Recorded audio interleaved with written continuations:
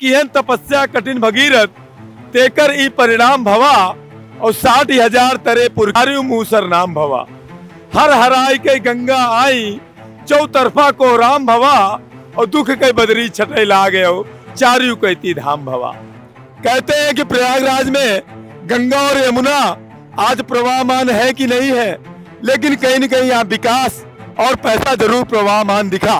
कहीं न कहीं माँ गंगा हर लाचार और अपने दुख को व्यक्त तो नहीं कर पा रही हैं, लेकिन अपनी उस समस्या का बोझ भी नहीं ढो पा रही हैं। हजारों हजार करोड़ रुपए माँ गंगा की पीड़ा हरने के नाम पर यहाँ पर जरूर बहाए गए, तो माँ गंगा में कुंभ भी आ गया और माँ गंगा में एक भी नाले बंद नहीं किए जा सके, अपितु उनको भूमिगत करके और कहीं न कहीं व्यवस्थित तरीके से माँ गंगा और यमुना में ही पहुंचाने का प्रयास किया गया।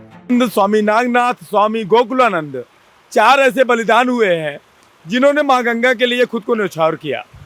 अभी आप जहाँ खड़े हैं ये रसूलाबाद घाट, जिसे आज की तारीख में अमर शहीद चंद्रशेखर आजाद घाट कहा जाता है, एक तरह से इलाहाबाद का, प्रयागराज का सबसे समृद्ध घाट है और जो शमशान घाट के रूप में जाना जाता है, लेकिन आज इसे स्नान घाट के रूप में भी लोग प्रयोग करते हैं।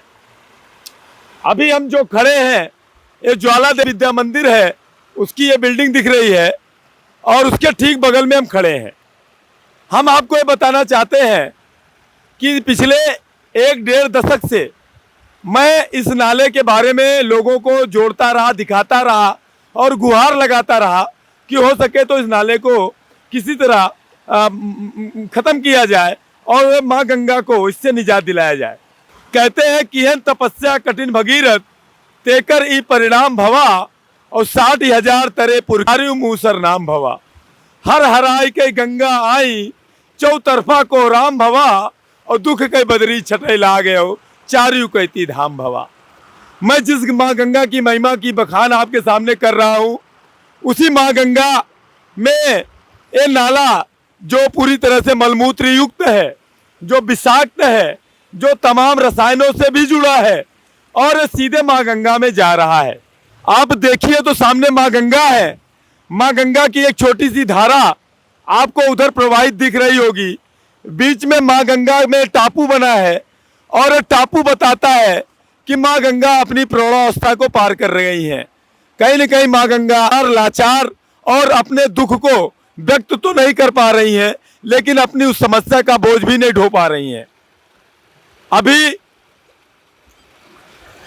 हमारे प्रयागराज में चल रहा है कुंभ, और कुंभ के लिए हम और हमारे जिम्मेदारों ने दुनिया भर के लोगों को आमंत्रित किया है।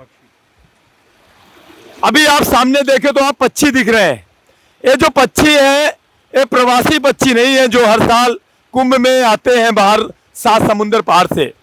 ये पक्षी वो है जो गंदगी, कीड़े मकोड़े, मलमूत्र से निकला हुआ जो भी उनको पोषक मिलता है उसे खाने वाले पक्षी हैं। और इसे देखने के बाद प्रतीत हो जाना चाहिए कि ये माँ गंगा का प्रवाह नहीं, असलियत में ये बहता हुआ नाला है। आप आगे जाएंगे तो वहाँ पर राजापुर स्टीपी पे अगर आपको लेके मैं चलूँगा तो स्टीपी से ट्रीट किया गया पानी भी बेली से आने वाले नाले से के साथ जुड़ेगा और फिर माँ गंगा में आके वैसे ही मिलता है जैसे नागवासुकी पे बक्सी बांध से ट्रीट पानी सलोरी के नाले से मिलकर माँ गंगा में पहुँचता है। कहने को तो हजारों हजार करोड़ रुपए माँ गंगा को बचाने के नाम पर, माँ गंगा को तारने के नाम पर, माँ गंगा की पीड़ा हरने के नाम पर यहाँ पर जरूर बहाए गए। कहते हैं कि प्रयागराज में गंगा और यमुना आज प्रवाहमान है कि नहीं है, लेकिन कहीं न कहीं यहाँ विकास और पैसा जरूर प्रवाहमान दिखा। इस कुंभ में जब हमने इतना कुछ किया, हमने इतनी बड़ी उसकी जद्दोजहद की पूरा बीड़ा उठाया, तो आखिर जिस संकल्प को लेकर हम आगे बढ़े थे उस संकल्प में हम पीछे क्यों रह गए। आज भी जबकि पिछले माघ मेले में हमारे प्रमुख सचिव जी यहाँ पधारे थे और उन्होंने कहा था कि कुंभ आते आते एक भी नाला में प्रयागराज में नहीं गिरेगा। ऐसी दशा में हमें भी ये अच्छा लगा था और मैंने भाव में आकर एक संकल्प लिया था कि 1 साल तक मैं अपने बाल नहीं काटूंगा जब तक माँ गंगा और यमुना में नाले गिरने बंद नहीं हो जाते। साथ ही सच बताऊं आपको तो माँ गंगा में कुंभ भी आ गया और माँ गंगा में एक भी नाले बंद नहीं किए जा सके, अपितु उनको भूमिगत करके और कहीं न कहीं व्यवस्थित तरीके से माँ गंगा और यमुना में ही पहुंचाने का प्रयास किया गया। अभी अगर देखा जाए तो ये जो पानी आपको दिख रहा है, ये तमाम गाद, तमाम मलमूत्र, तमाम ऐसी विषाक्त चीजें लेकर आ रहा है जो सीधे माँ गंगा में जा रहा है। तो यहाँ से 6 किलोमीटर 7 किलोमीटर की दूरी पे संगम हो रहा है और उससे पहले 80 घाट संगम तक बनाए गए हैं। यहाँ पर लोग स्नान कर रहे हैं। स्नान पर्वों पे लोग इसका अंतर भी नहीं समझ पाते, क्योंकि गठरिया लादे हुए जो श्रद्धालु आता है उसके मन में एक चिंता होती है, जल्दी से मुझे गंगा स्नान करना है, संगम स्नान करना है और अपने घर की वापसी करना है। तो ऐसे में वो जल्दबाजी में इन्हीं नालों में स्नान कर जाता है और उसे लगता है कि मैं माँ गंगा में स्नान करके जा रहा हूँ।